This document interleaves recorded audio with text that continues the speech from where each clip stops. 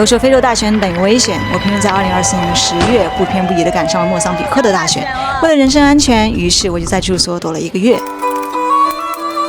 怎么可能？照样当地就该溜子显眼包。大选本身就为这场旅途蒙上了一层天然的冒险底色，可无厘头经历更是让我怀疑他偷偷给我开了乱中出奇迹的魔幻外挂。坐死亡大巴南下1000公里小蓝车，照样天天手拖马不拖。正愁没住处，就被国人小姐收留，斩获沙发客生涯，住宿环境 Top 1，睡过非洲小巴，洗涤维兰骷髅海边小木屋，毫无费力途达过路半挂车，还人生第一次经历车跑着跑着车轱辘都跑飞掉。连暴乱本身都憋着劲，等我离开那天才真正的爆发。可这所有的危险全都绕着我走，莫桑比克之行，命是真的有点硬。轮子呢？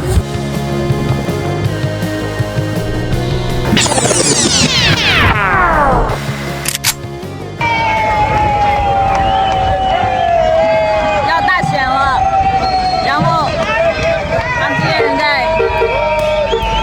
总会有人问我非洲危险吗？其实大多数时间只要你多小心一点，大部分的地方并没有大家说那么夸张，那么危险。但是非洲在大选期间是真的会比较危险，至少生活会很不便利。比如说大街上会抗议活动不断，烧杀抢等暴力事件也是经常会发生，犯罪分子可能会趁乱作案，基础设施受影响。普通人会面临的最直接的挑战就是没法正常使用公共交通工具，而且通信也会被中断。那我为什么还在大街上游荡呢？是这样的，我在贝拉的时候看到大多数的人都是有一搭没一搭的在游行，在我看来好多人更像是在凑热闹，他们嘻嘻哈哈的依旧在正常生活，就让我对大选也掉以轻心。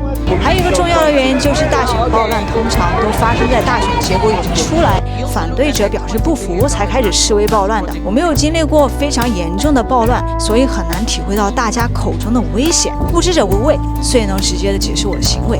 而且我整个行程是完美避开了大选出结果最敏感的那几天，就真的很巧，真的很巧，超级幸运。我现在走在一个当地的一个市场里面，当你走在这个市场里面的时候，你一下从博茨瓦纳还有纳米比亚跳脱出来，你就会感觉这边真的跟西非特别特别的像。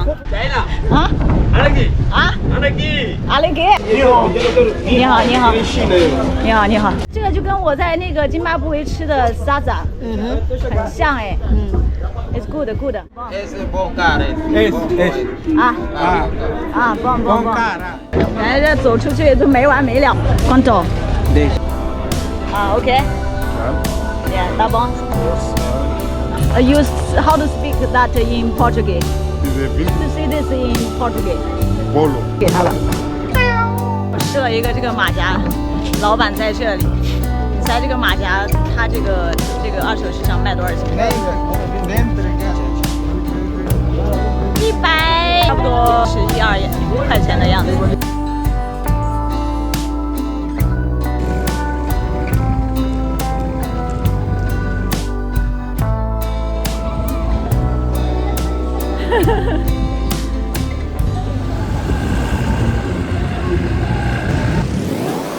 从贝拉到莫桑比克的首都马普托约1144公里，为了省钱，我依旧是选择了最便宜的交通方式——大巴车。这是家在莫桑比克臭名昭著的大巴车公司，因为经常发生交通事故，是当地人实在找不到车才会无奈选择的所在。在我出发前，我贝拉的沙巴主曾多次劝说我不要乘坐这辆大巴车。我当时真心觉得沙巴主的话未免有点太夸张了，直到真正坐上这辆车，才意识到称其为死亡大巴真是毫不夸张。这个车开的跟海盗船一样的，我每次都感觉这车快要翻了。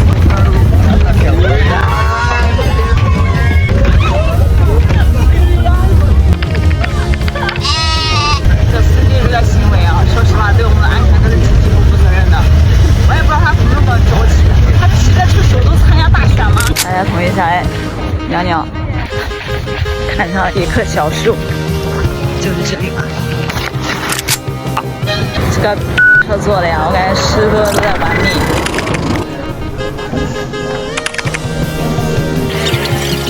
这个帐篷是好了，昨天晚上在这睡一晚上，明天早上就去洗漱，洗完漱之后，什么事情都安排好了之后，我就去找我的沙巴主，不说废话了，我要去睡觉了。Good night。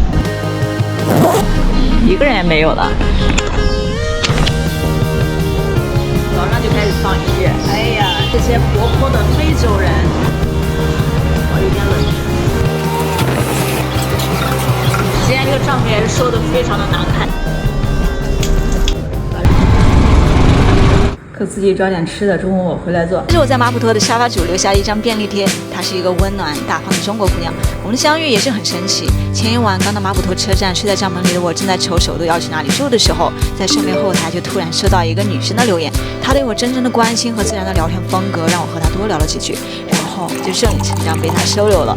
我突然感慨，这些年在各大社媒平台当现眼报，也不是完全没有收获。我好开心呀！我终于有了你的沙发主。还专门给我放了个床单，上课哟！菜切好了。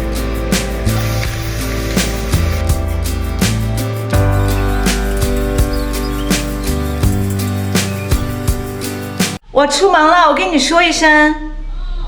好的，拜拜哦，皮卡，拜拜。大选让首都的空气都绷着，民众大都选择待在家里。就连平常挤满人的大市场，也只剩下紧闭着的检查门，唯独彩色墙面和涂鸦让周围的一切显得不那么沉闷。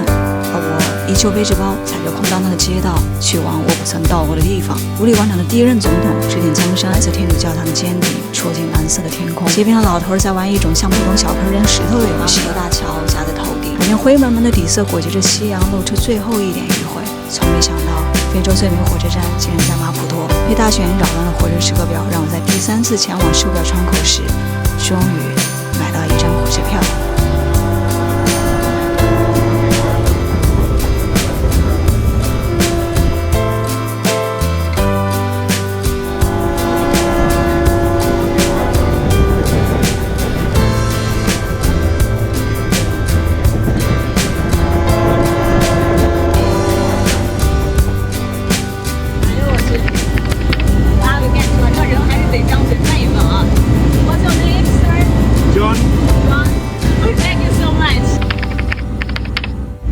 谁知道这里藏了一个大火神？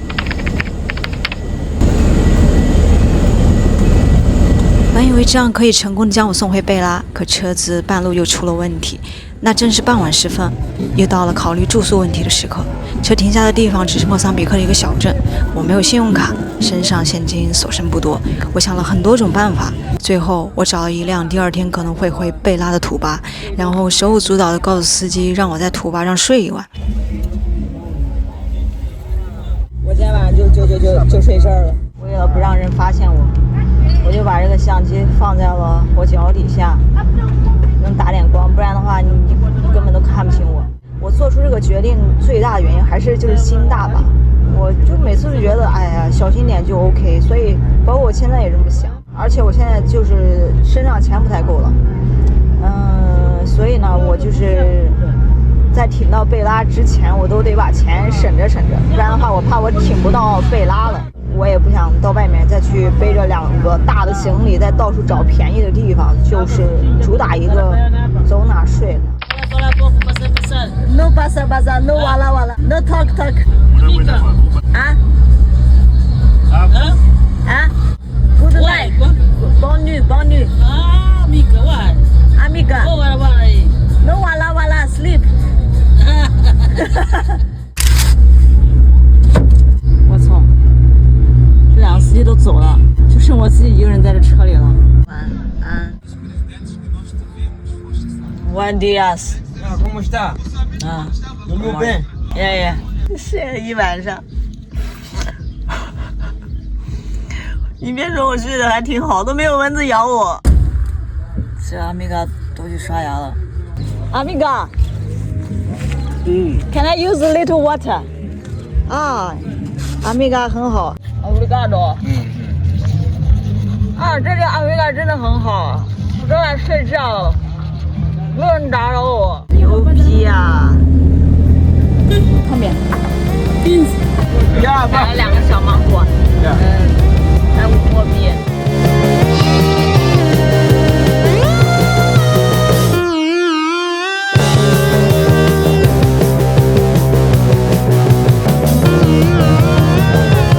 轮子呢？对呀，把这轮子捡回来了。那个刚才跑掉的轮子，轮给跑掉了。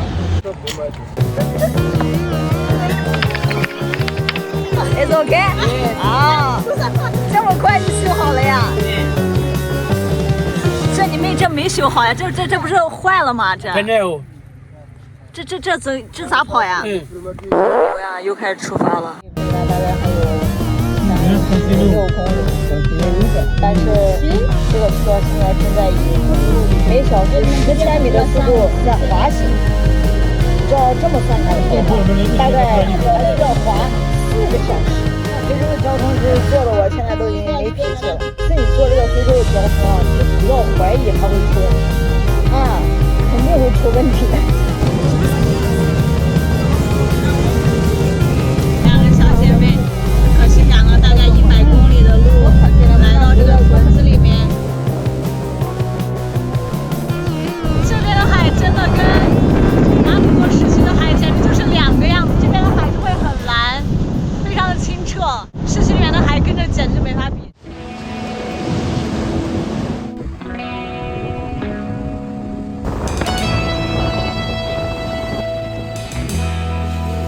在西非停留了太久，直到终于在自己眼前认识那片大西洋的海。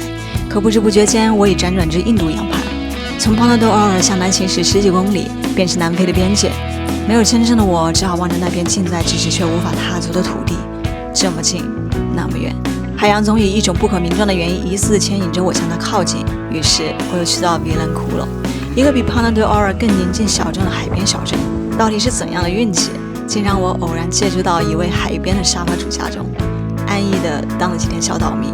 在维兰库洛那段海岛时光，美好的近乎不真实。我甚至不愿在这支视频里过多赘述，生怕越说越激动，无法避开炫耀的嫌疑。我在众多提醒我待在家中保护好自己的嘱咐中，一边心怀感激，却一边每天都去到不同的地方，经历着一件件无厘头又万分幸运的事。这种危险的环境与我接连的好运之间，总有种说不出的违和。大选让整个莫桑比克像一个随时会引爆的定时炸弹。就在我坐上火车离开的那一刻，朋友发来了首都马普托爆烂的视频，低空盘旋的直升机，在胖纳多奥尔跟着小姐妹学跳舞的我，街上的烟雾弹，在维兰库洛吹海风的我，让跨越山海的旅行只能是一份奢侈。我只愿能回归一段安稳的日常。